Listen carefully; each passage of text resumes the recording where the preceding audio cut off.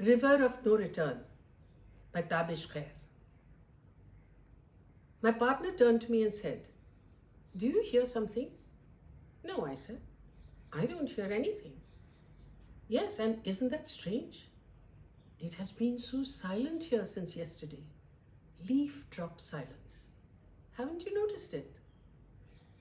Now that he mentioned it, I had and I hadn't. I'd been too busy feeding my children to stop to think about it, but one part of me must have noticed it. We live next to the largest garbage dump on this side of the city, and we often squeeze through the barbed wires to scavenge in it. We also live next to a 4-lane highway that is usually thrumming with traffic. So much traffic that most of us dare cross the highway only at night. We live, squat you would say, between this dump and that highway. I scrambled up the ridge that hides our dwelling from the highway and saw a surprising sight. The highway was bare. At this time of the morning, there is what they call the rush hour, so that the paved highway is a liquid stream of metal. In the evenings, the light make it look like a river of quicksilver flowing both ways. Beautiful and deadly.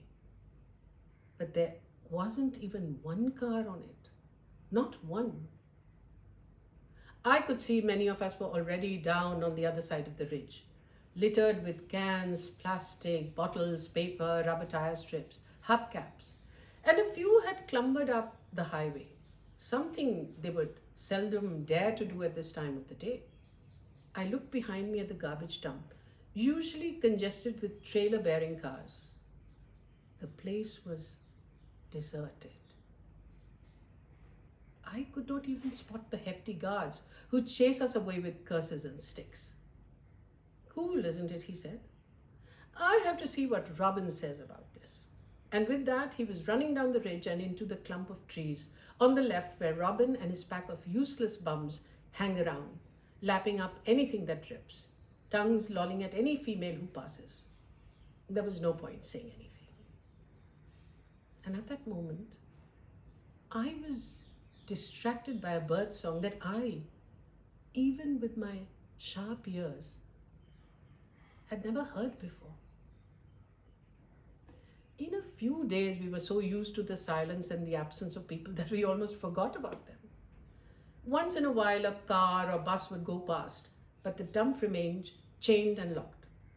Our children started playing on the highway all through the day and sometimes even at night, though I never allowed mine to do so. The first and only time I saw them playing with friends there, I dragged them down the street by the scruff of their necks. My partner laughed at me. It is so easy to forget. A few days back, not one of us would have dared to play on the highway, and we would have crossed it only if we had no choice, and as quickly as we could. But now, well, not only were many of us taking the sun on the highway, some were even going up there to sleep during the nights. Not me though, and not my family.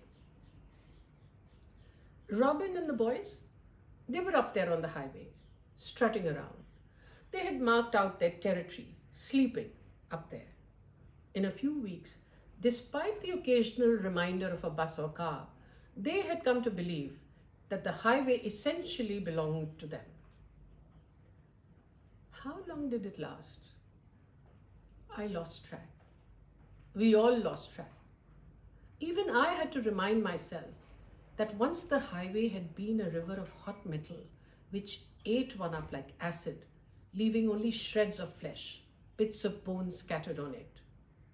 The silence lasted so long that I started listening to that rare bird song out of habit every morning. It ended as suddenly as it started. The gunshots woke us up. They were coming from the highway. We ran up to the ridge, hiding behind bushes, for no one runs blind and brave into gunshots. There were vehicles up there on the highway. They were uniformed men with guns. There had been a massacre.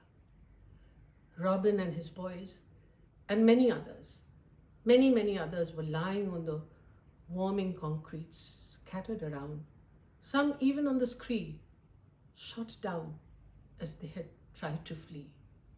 The uniformed men were dragging away all the carcasses and throwing them into a van. I could see that Robin was still alive.